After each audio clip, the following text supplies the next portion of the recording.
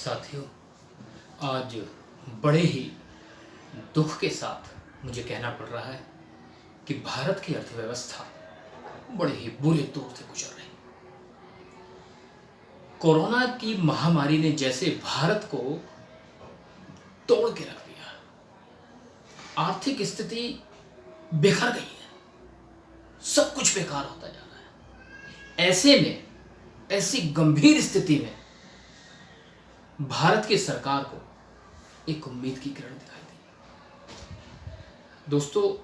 और ये उम्मीद की किरण ऐसी है जो डूबती हुई भारत की अर्थव्यवस्था को बचाने में कारगर हो सकती है, हो रही है। और ये उम्मीद की किरण और कहीं से नहीं आ रही है।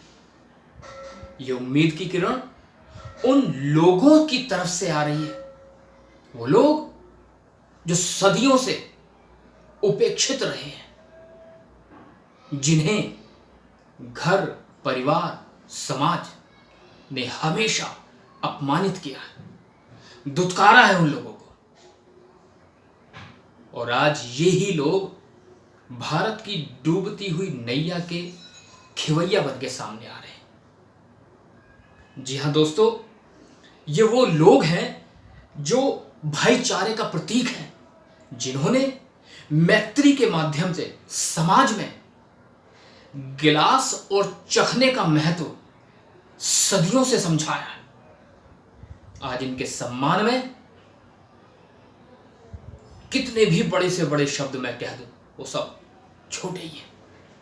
जी हां, मैं बात कर रहा हूं भारत में व्याप्त एक बहुत बड़ा वर्ग,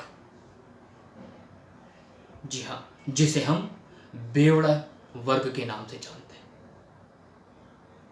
इन लोगों ने हमेशा से शराब के प्रति जो अपनी सच्ची निष्ठा, लगन और जिस नियति का अनुगमन करते हुए इन्होंने भारत में एक नई क्रांति पैदा की, आज वही लोग भारत की डूबती हुई अर्थव्यवस्था को बचाने के लिए सामने आ रहे हैं। और ये वो लोग हैं जिनके हक और अधिकारों के लिए कभी किसी ने आवाज नहीं उठाई।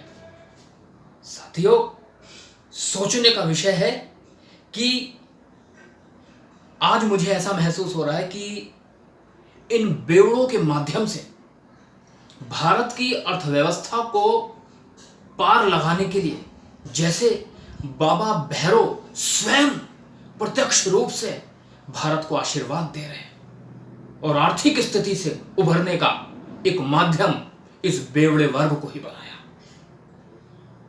साथियों, आज मैं सतीश पूरे होश व आवाज में भारत की सरकार से मांग करता हूं कि जिस तरह से महिलाओं के हक और अधिकारों की रक्षा करने के लिए महिला आयोग बनाया, जिस तरह से अनुसूचित जाति जनजाति के लोगों की रक्षा करने के लिए अनुसूचित जाति जनजाति आयोग बनाया, उसी तरह से हमारे इन शराबी भाइयों के हक और अधिकारों को सुरक्षित करने के लिए एक बेवड़ा आयोग का निर्माण करना चाहिए। यकीन जानिए साथियों, ये लोग आज भारत को बचाने के लिए सामने आए हैं। देखिए इनकी राष्ट्रभक्ति।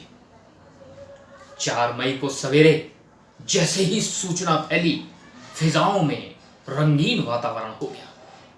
वो मदहोश करने वाली हवाएं जैसे अपने साथ वो मनमोहक खुशबू जो मस्तिष्क को सराबोर कर दे, ऐसी हो रही थी। और लाइनें, आहा, कई किलोमीटर दूर तक जो लाइनें लगी हैं, कोई अद्धा खरीदने के लिए, कोई पौवा खरीदने के लिए आ रहा, और हृदय में जैसे वो हिलोरे उठ रहे थे खुशी का, जैसे ठिकाना नहीं रहा। 42 दिनों के बाद जो आज चांद दिखाई दिया, उस चांद ने जैसे सभी हमारे बेवड़े भाइयों को सराबोर कर दिया। और दिल्ली में 700 करोड़ रुपए की शराब एक ही दिन में बिक गई।